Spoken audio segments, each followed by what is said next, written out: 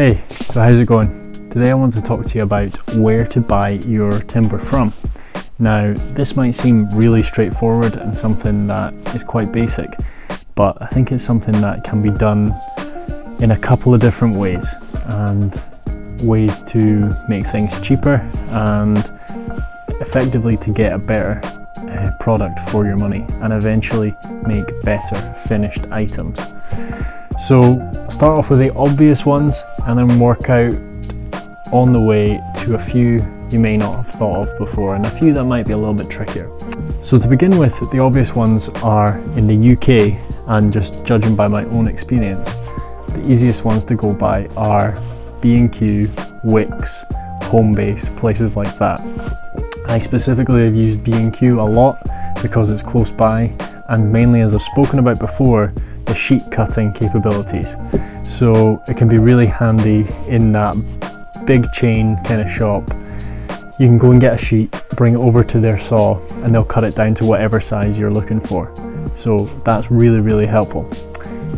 Next reason it's good is because there's no pressure. You go in on your own, you go to the shelves, you select what you want. When you're not sure what you're maybe looking for, you can do your research. There's no pressure, there's no one breathing down your neck. And if you do need any help, I'm sure you can ask the staff there and they'll point you in the right direction. So that's really good.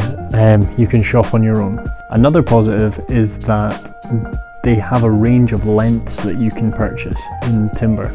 So this kind of stuff here, your kind of boards, they'll often sell in a 1.8 meter or a 2.4 meter length. Now a standard is a 2.4, however you might not need that much. So the bigger places like B&Q, for example, they sell it in shorter lengths. Now you pay a premium for that. They've done a bit of the work for you, they've cut it down to a more manageable size. So they know that they can take advantage of being a bigger chain and having done a little bit of work for you, so that they can charge a little bit extra. So the negative shopping there is you're going to pay a little bit more, but what you do get for that is lengths that are going to fit in the back of your car. A 1.8 meter, you'll probably get that in the back of your car if you feed it through. I've been there, you're feeding it through the passenger seats from the boot. You're going to be able to take it home with you. You don't have to strap it to the roof of a van. They're targeting the DIYer, the person who, you know, they're giving you a little bit more convenience so they can charge a little bit more money.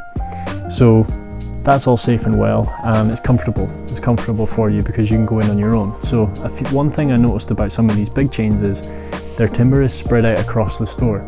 You go to one area and there's sheets. There you go to another area and there is like finishing timber, strips, things like that.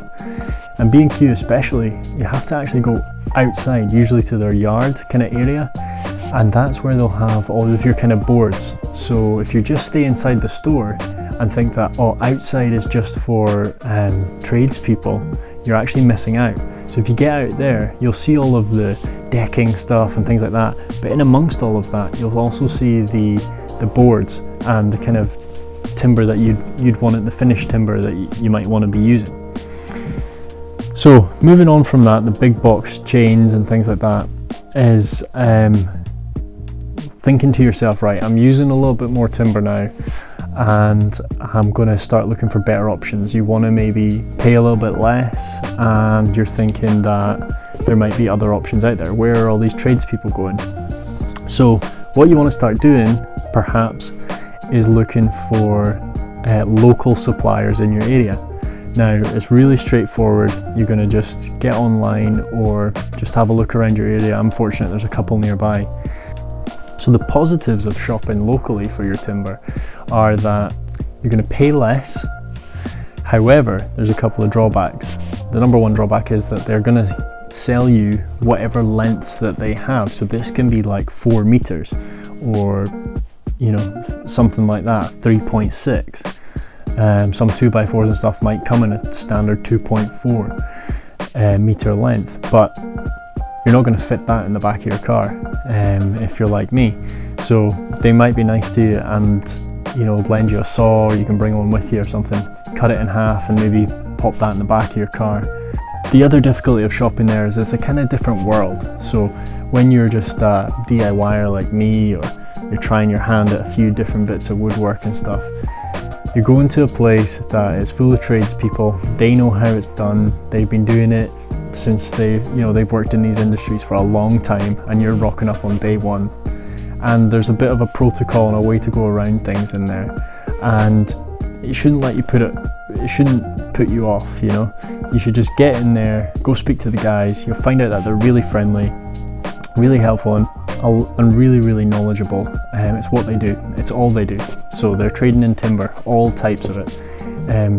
That's their speciality, and that's a really good thing, is that they're able to talk to you about very specific product knowledge that they've been dealing with and only been dealing with for a very long time.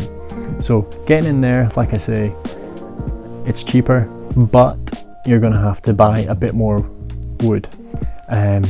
So you're literally getting more for your money in a sense. So overall, your big chains are great because you can get different size lengths, shop at your leisure, no pressure. The local timber merchants, you're going to be able to get really good specific knowledge. You're going to pay less, but you're going to have to buy a little bit more because they will only sell to you in standard lengths. However, you need to know what you're asking for when you go in there. The guys will maybe guide you through and help you point out. Sometimes I've even brought in samples of stuff and said, hey, have you got some of this? Because I don't know what it's called or what lengths they have, but they'll help you work it out. And all of a sudden, through that little bit of difficulty, you start building a rapport with these people. You're getting a good price. Maybe you're buying a bit more wood, so you start to use them more often. And the more you buy, the less trips you need to make, and it makes your life a little bit easier, and it's fundamentally more cost effective. But I hope this has been helpful. It took me a while to work out, so hopefully that'll help you when you go to buy some fresh timber. Thanks for watching.